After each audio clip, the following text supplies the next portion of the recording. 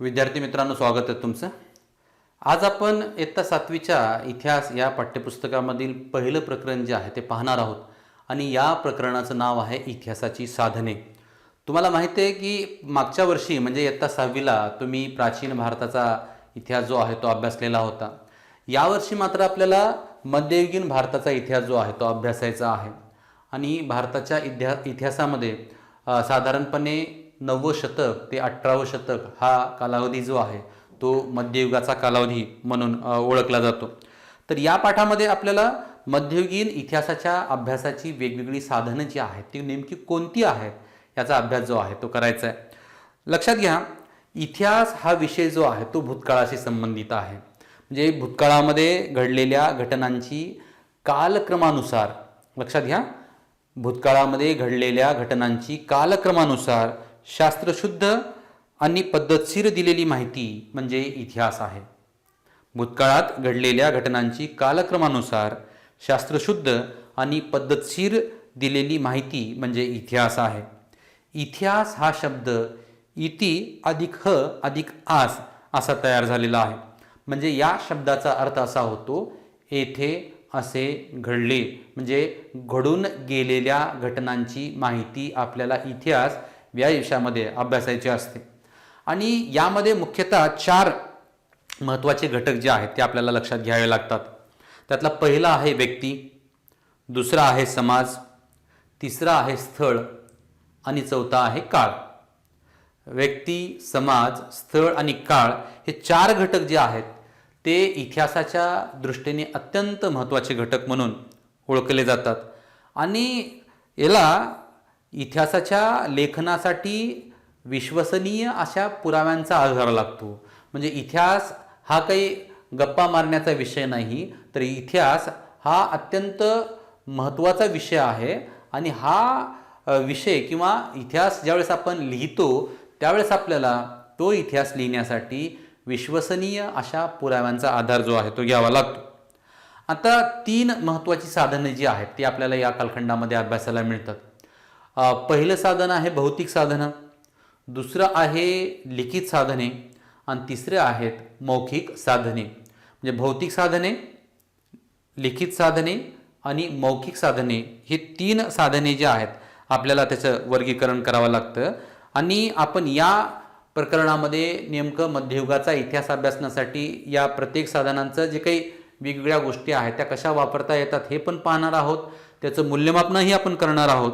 आणि याच्यामध्ये लक्षात घ्यायचं आहे आपल्याला की ज्या ऐतिहासिक घटनेचा अभ्यास करायचा असतो तिच्याशी संबंधित अशा अनेक बाबींचा सुद्धा आपल्याला विचार करावा लागतो. म्हणजे एकच एक घटना घेऊन चालत नाही आपल्याला, तर त्या घटनेच्या अनुषंगानं इतर घटनांचाही आम्हाला आढावा घ्यावा लागतो, इतर घटनांचाही आम्हाला अभ्यास जो आहे तो करावा लागतो. आणि त्यासाठी सगळ्यात महत्त्वाचं म्हणजे काय लक्षात घ्या, ऐतिहासिक साधनांचा आधार घ्यावा लागतो. मी तुम्हाला सुरुवातीपासून असं म्हणतोय की ऐतिहासिक साधनांच्या आधाराशिवाय आपल्याला कुठलाही इतिहास पद्धतशीरपणे मांडता येत नाही. आणि ही साधनं ज्यावेळेस आम्ही वापरतो त्यावेळेस ती साधनं तपासावी लागतात. म्हणजे त्या साधनांचा असलपणा, ओरिजिनल आहेत का नाही हे आम्हाला तपासावं लागतं. बऱ्याच वेळा असं होतं की काही चुकीच्या साधनांचाही आपल्याला माहिती होऊ शकतं. मात्र इतिहासकार तोच असतो जो अस्सल साधनं कोणती आहेत ते नेमकेपणानं ओळखू शकतो आणि त्यातनं इतिहास जो आहे तो लिहित असतो. तर आता आपण त्यातलं पहिलं साधन जे आहे ते पाहूयात, ते आहेत भौतिक साधने.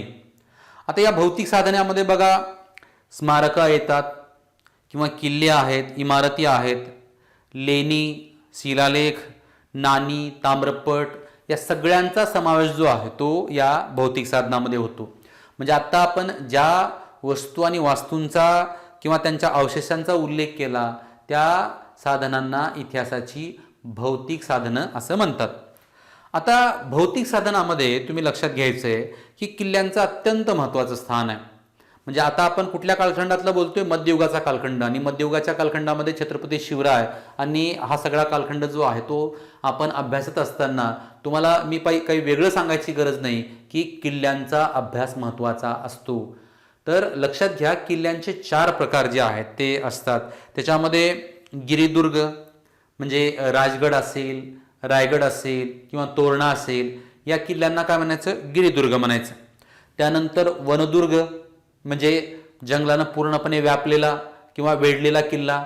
त्याचं सगळ्यात चांगलं उदाहरण प्रतापगडाचं आहे. अफजलखान प्रकरण जे आहे ते प्रतापगडाच्या पायथ्याला घडलेलं होतं आणि हे प्रकरण तुम्हाला मी नंतरच्या कालखंडामध्ये सांगणारच आहे. तर हा वनदुर्ग आहे प्रतापगड. त्यानंतर जलदुर्ग.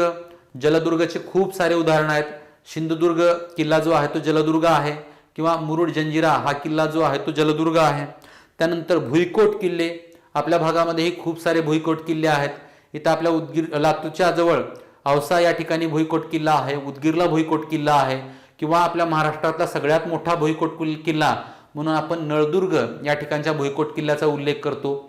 तर हे असे अनेक भुईकोट किल्ले जे आहेत ते आपल्याला पाहायला मिळतात. तर हे किल्ले जे आहेत ते इतिहासाच्या, विशेषतः मध्ययुगीन इतिहासाच्या अभ्यासासाठी एक अत्यंत महत्त्वाचं साधन आहे, हे भौतिक साधन आहे. आता पुढे चला. आता स्मारक जे आहेत या स्मारकामध्ये समाधी येते. समाधीमध्ये मी 2 फक्त उदाहरणं तुम्हाला सांगतो किंवा एखादं उदाहरण वाढेल त्याच्यामध्ये. स्मारकामध्ये जिजाऊ महासाहेबांची समाधी जी आहे ते पाचाडला आहे किंवा छत्रपती शिवरायांची रायगडावर असलेली समाधी किंवा छत्रपती शंभू महाराजांची ज्या स्मारक आहेत, समाधी आहेत ती म्हणजे ओढू आणि तुळापूर या ठिकाणची समाधी असेल किंवा राजाराम महाराजांची सिंहगडावरची समाधी असेल किंवा पुढचं आहे कबर. कबर म्हणजे याचं सगळ्यात चांगलं उदाहरण जे आहे कबर याचं ते औरंगजेब यांची कबर जी आहे ती खुलताबाद या ठिकाणी आहे. त्यानंतर वीरगळ. आता हा शब्द जो आहे तो तुम्ही पहिल्यांदा ऐकला असाल, त्यामुळे मी थोडंसं विस्तारानं सांगतो की वीरगळ म्हणजे काय, कारण ही संकल्पना जी आहे ती फारशी कधी तुम्ही ऐकलेली नसेल. तर वीरगळ म्हणजे हे असं एक स्मारक असतं जे स्मारक एखाद्या वीराच्या शौर्याची आठवण करून देणार असतं. म्हणजे रणांगणावर किंवा युद्धामध्ये एखादा वीर जो आहे तो हुतात्मा झाला तर त्या वीराचं त्या ठिकाणी, त्या योद्ध्याचं त्या ठिकाणी उभारलेलं जे छोटेखानी स्मारक असतं त्याला वीरगळ असं म्हणायचं. वीरगळ एक छोटासा असा स्मारक असतं आणि ते स्मारक जे आहे ते 3 भागामध्ये विभागलेलं असतं आणि त्या वीराच्या पराक्रमाची आठवण आपल्याला सातत्यानं होत राहावी, त्याच्या शौर्याची आपल्याला आठवण होत राहावी, आपल्याला त्यापासून प्रेरणा मिळत राहावी म्हणून हे वीरगळ नावाची जे स्मारक जे आहे ते उभारण्याची पद्धत या मध्ययुगाच्या कालखंडामध्ये दिसते. तुम्हाला अनेक अशा वीरगळी जी आहेत त्या पश्चिम महाराष्ट्रात पाहायला मिळतात. सातारा असेल, सांगली असेल, कोल्हापूर असेल किंवा पुणे जिल्हा असेल या भागामध्ये. तर वीरगळ सुद्धा हे अत्यंत महत्त्वाचं एक स्मारक आहे.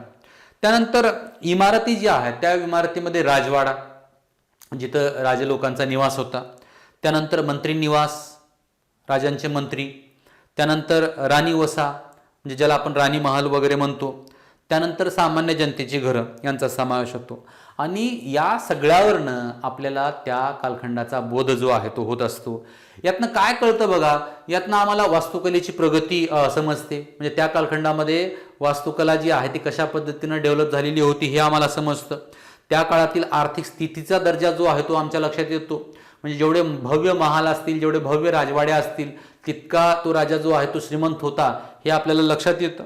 किंवा त्या कालखंडामधला कलेचा दर्जा असेल, बांधकामाची म्हणजे स्थापत्य शैली असेल, लोकांचं राहणीमान नेमकं कसं होतं, या सगळ्या बाबींची माहिती जी आहे ती या स्मारकावरनं आपल्याला होत असते, इमारतीच्या ह्याच्यावरनं होत असते. आता आपण विविध राजकर्त्यांनी जी धातूंचा उपयोग करून नाणी तयार केली त्या नाण्यांचा थोडक्यामध्ये आढावा घेऊया. तुम्हाला माहिती आहे चलन जे आहे ते खूप महत्त्वाचं असतं. त्याशिवाय आपल्या जीवन जे आहे ते पुढे जात नाही किंवा सगळे व्यवहार ज्याला म्हणतो आपण ते व्यवहार पाडले जात नाहीत. तर हे जे चलन आहे त्याच्यामध्ये त्या कालखंडामध्ये वेगवेगळ्या राज्यकर्त्यांनी अगदी सोने असेल किंवा चांदी असेल किंवा तांबे असेल यापासून या धातूंचा वापर करून नाणी जी आहे ती तयार केली जात होती. आणि त्या नाण्यावरनं सुद्धा आपल्याला खूप छान पद्धतीने इतिहास जो आहे तो उलगडवता येतो. म्हणजे अगदी त्या नाण्यावर आपल्याला ते नाणं नेमकं कुणाच्या कालखंडामधलं आहे हे कळतं, त्यांचा कालखंड कळतो, त्यांचा राज्यकारभार जो आहे तो समजतो. त्या कालखंडातल्या काही धार्मिक संकल्पना असतील तर त्या संकल्पना आम्हाला समजतात. आणि इतकंच नाही तर त्या राजाचा व्यक्तिगत तपशील ज्याला म्हणतो आपण, तो व्यक्तिगत तपशील सुद्धा त्या नाण्यांच्या अभ्यासावरनं आपल्याला समजतो. आणि आर्थिक व्यवहार, आर्थिक स्थिती याची माहिती मिळते. आता त्या कालखंडामध्ये धातुशास्त्राची प्रगती कितपत झाली होती हे सुद्धा आपल्याला ती नाणी पाहून मिळते. म्हणजे त्या नाणी कशी आहेत त्यावरून आपल्याला या सगळ्या गोष्टींचा अंदाज जो आहे तो बांधता येतो. आता या कालखंडामध्ये, मध्ययुगाच्या कालखंडामध्ये सम्राट अकबर जे आहे किंवा हैदर अली जे होते यांच्या नाण्यावर आपल्याला हिंदू देवदेवतांचे प्रतिमा जे आहेत ते दिसतात, चित्र दिसतात.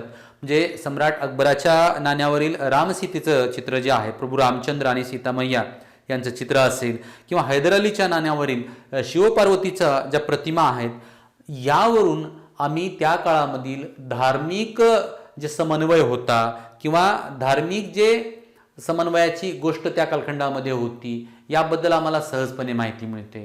म्हणजे त्या कालखंडामध्ये धार्मिक द्वेष जो आहे तो इतका केला जात नव्हता हेही आपल्याला त्यातनं कळतं. किंवा पेशवे आहेत, या पेशव्यांच्या नाण्यावर तुम्हाला अरेबिक किंवा पर्शियन भाषेचा वापर जो आहे तो केल्याचं पाहायला मिळतं. म्हणजे त्या काळातील भाषा व्यवहार समजायला सुद्धा ही नाणी जी आहेत ती अत्यंत उपयुक्त आहेत असं म्हणायला काही हरकत नाहीये. त्यानंतर पुढचा एक अत्यंत महत्त्वाचा मुद्दा आहे की शिलालेख. विद्यार्थी मित्रांनो, तुम्हाला जर शिलालेख नेमका कसा असतो हे पाहायचं असेल तर आमच्या लातूरजवळ गणेशवाडी नावाचं एक छोटंसं गाव आहे, अगदी लातूरपासून एक 25 किलोमीटरवर.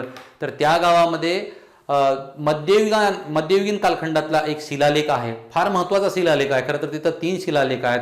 मी या गणेशवाडीच्या शिलालेखावर एक छोटंसं तुम्हाला व्हिजिट जे आहे ते करून एक छोटीसा व्हिडिओ जो आहे तो तयार करणार आहे. तर नक्की तुम्ही तो व्हिडिओ जो आहे तो पहा.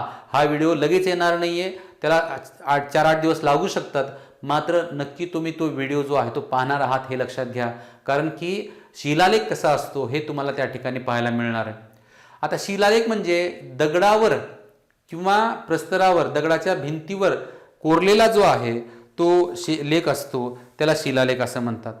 आपल्या पाठ्यपुस्तकामध्ये जे उदाहरण दिलेलं आहे ते तंजावर या ठिकाणचं बृहदेश्वर मंदिर जे आहे या मंदिराच्या परिसरामध्ये कोरलेल्या सुप्रसिद्ध शिलालेखाचं एका ठिकाणी उदाहरण दिलेलं आहे.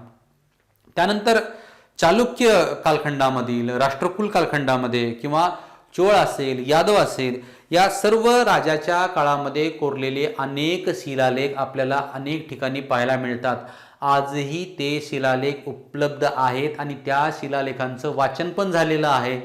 आणि त्या शिलालेखांच्या वाचनावरूनच खऱ्या अर्थानं अनेक ऐतिहासिक घटनांची उकल आपल्याला झालेली आहे. त्यामुळं लक्षात घ्या, शिलालेख हा अत्यंत विश्वसनीय असा पुरावा जो आहे तो मानला जातो, कारण त्या राजानं तयार केलेला तो शिलालेख असतो आणि यातून सुद्धा आपल्याला इतिहास लेखनाला मदत होते.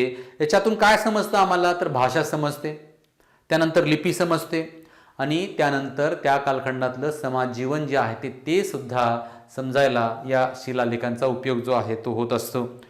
आता दुसरं एक साधन आहे, त्याला म्हणायचं ताम्रपट. शिलालेख म्हणजे दगडावर कोरलेला असतो, ताम्रपट जो असतो तो तांब्याच्या पत्र्यावर कोरलेला असतो. म्हणजे शिलालेखामध्ये आणि या ताम्रपटामध्ये असलेला हा फरक आहे, लक्षात घ्या.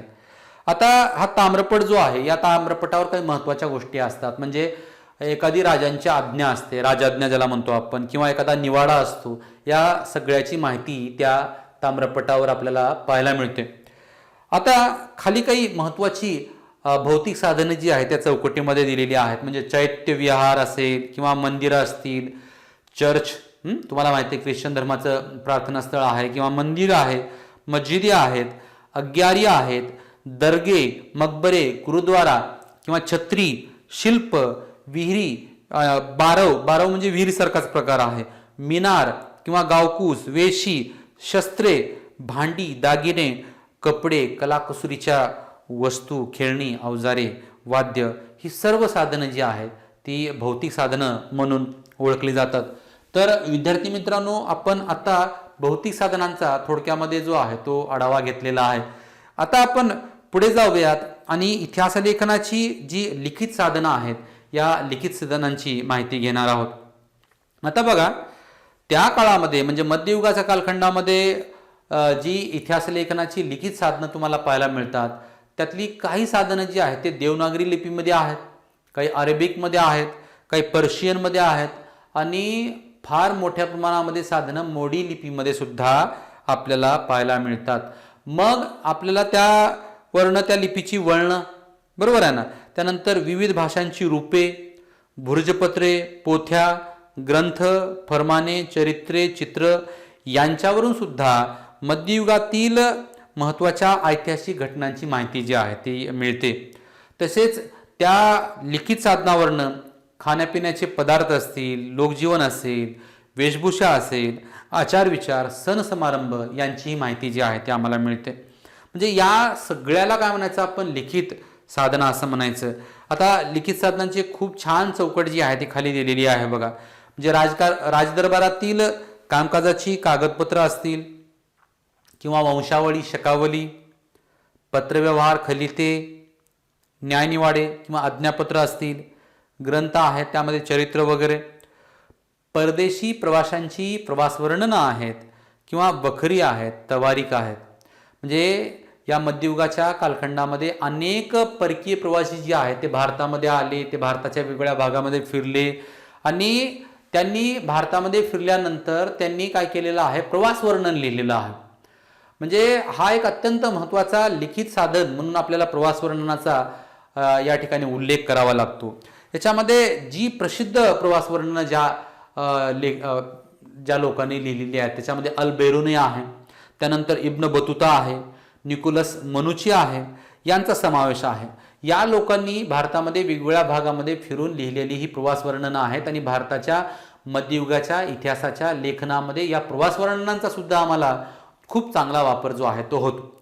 त्यानंतर बघा की बाबराचं चरित्र आहे, तुझकी बाबरी नावाचं, किंवा कवी परमानंद यांनी संस्कृत भाषेमध्ये लिहिलेलं श्री शिवभारत हे शिवचरित्र आहे, छत्रपती शिवरायांचं हे चरित्र आहे, लक्षात घ्या।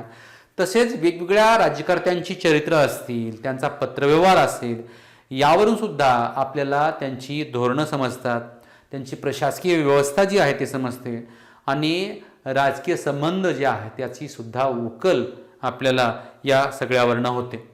असाच एक महत्त्वाचा प्रकार आहे, त्याला तवारीख असं म्हणायचं। हा तवारीख, त्याला तारीख म्हणतात। तारीख किंवा तवारीख म्हणजे घटनाक्रम, घटना कशा कशा घडत गेल्या त्या घटनांचा क्रमवार ज्या ठिकाणी उल्लेख केलेला असतो त्याला तवारीख किंवा तारीख असं म्हणायचं। आणि अशा तवारीख ज्यांनी लिहून ठेवल्या त्यामध्ये अल बेरुनी आहे किंवा जियाउद्दीन बर्नी आहे, मौलाना अहमद आहेत, याह्या बिन अहमद सरहिंदी आहेत, मिर्झा हैदर आहे, भीमसेन सक्सेना आहे। या सगळ्या लोकांनी लिहिलेल्या तवारिका ज्या आहेत त्या अत्यंत महत्त्वाच्या आहेत। मध्ययुगीन इतिहासाचं एक महत्त्वाचं साधन म्हणून सुद्धा आपल्याला त्याचा उल्लेख जो आहे तो करावा लागतो। आता या मध्ययुगाच्या कालखंडामध्ये एक महत्त्वाचं लिखित साधन म्हणून बखर या साधनाचा आम्हाला उल्लेख करावा लागतो। बखर हा शब्द जो आहे तो खबर या शब्दावरून तयार झालेला आहे आणि खबर म्हणजे बातमी। म्हणजे बखर हा महाराष्ट्रामध्ये निर्माण झालेला इतिहास लेखनाचा एक अत्यंत महत्त्वाचा असा प्रकार आहे। आता हे बखर जे आहे त्या बखरीतनं आपल्याला काय कळतं, तर आपल्याला मध्ययुगाचा इतिहास लिहायला या बखरी ज्या आहेत त्या उपयुक्त ठरतात। म्हणजे त्या काळातील सामाजिक असेल, राजकीय असेल, सांस्कृतिक असेल किंवा धार्मिक असेल, या सगळ्या गोष्टींची आम्हाला माहिती मिळते। बखरीमधून आपल्याला तत्कालीन राजकीय घडामोडी, भाषा व्यवहार, सांस्कृतिक जीवन, सामाजिक परिस्थिती इत्यादी बाबी ज्या आहेत त्या कळायला मदत होत असते। मराठीमध्ये या बखरी ज्या आहेत त्या घटना घडून गेल्यानंतर काही कालावधीनंतर लिहिलेल्या आहेत, त्यामुळं हा जो प्रकार आहे हा महत्त्वाचा आहे। मात्र यातली एक उणीव आहे की अनेक बखरी ज्या आहेत त्या IQ माहितीवर लिहिलेल्या आहेत। म्हणजे प्रत्यक्ष ज्यांनी ती बखर लिहिलेली आहे त्यांनी त्या घटना पाहिलेल्या असतीलच असं काही सांगता येत नाही। तरी पण बखर हा सुद्धा एक महत्त्वाचा आपल्याला ऐतिहासिक साधनं म्हणून आपल्याला वापरावं लागतं, लिखित साधनं म्हणून त्याचा वापर करावा लागतो। काही महत्त्वाच्या बखरींचे उदाहरणं आपल्या पाठ्यपुस्तकामध्ये दिलेली आहेत। त्याच्यामध्ये महका वतीची बखर आहे. त्यानंतर सभासद बखर आहे, कृष्णाजी अनंत सभासद यांनी लिहिलेली होती. त्यानंतर 91 कलमी बखर आहे, चिटणीसाची बखर आहे, भाऊसाहेबांची बखर आहे, किंवा खर्ड्याच्या लढाईची बखर आहे. खर्ड्याची जी लढाई झाली त्या लढाईची बखर आहे. निजाम आणि पेशवे यांच्यामध्ये झालेली ही लढाई होती, त्यामध्ये निजामाचा पराभव झालेला होता. तर ही बखर आहे खर्ड्याच्या लढाईची. तर अशा अनेक बखरी जी आहेत त्या आपल्याला या मध्ययुगाच्या इतिहासाच्या लेखनासाठी अत्यंत उपयुक्त ठरतात. आता हे झालं भारतातलं, पण त्याच वेळा काही परकीय लोकांनी सुद्धा मध्ययुगाच्या कालखंडासंबंधीचं लेखन जे आहे ते केलेलं आहे. त्यामधला एक महत्त्वाचा आहे ग्रँड डफ. सर ग्रँड डफ जो आहे त्याचा एक उल्लेख या ठिकाणी करावा लागतो. रॉबर्ट आर्मा आहे किंवा MC स्प्रेंगल आहे. या सगळ्या लोकांनी जे ग्रंथ लिहिलेले आहेत ते ग्रंथ महत्त्वाचा आहे. असं ग्रँड डफ यांनी जो ग्रंथ लिहिलेला होता त्या ग्रंथाचं नाव आहे the history of the Marathas नावाचा. हा तसं पाहिलं तर पूर्वग्रह दूषित दृष्टिकोनातून लिहिलेला इतिहास आहे. तरी पण आपल्याला मध्ययुगाचा इतिहास अभ्यासत असताना, लिहित असताना या साधनांचाही आपल्याला अभ्यास जो आहे तो करावा लागतो, वापर जो आहे तो करावा लागतो. तर विद्यार्थी मित्रांनो, आपण पहिल्यांदा भौतिक साधनं घेतली, त्यानंतर आपण लिखित साधनं घेतली, आणि यातलं जे शेवटचं साधन आहे ते आहे मौखिक साधन. तुम्हाला माहिती आहे मौखिक साधन म्हणजे परंपरेनं एका पिढीकडून दुसऱ्या पिढीकडं जी ऐकीव माहिती चालत आलेली आहे त्याला मौखिक साधनं असं म्हणायचं.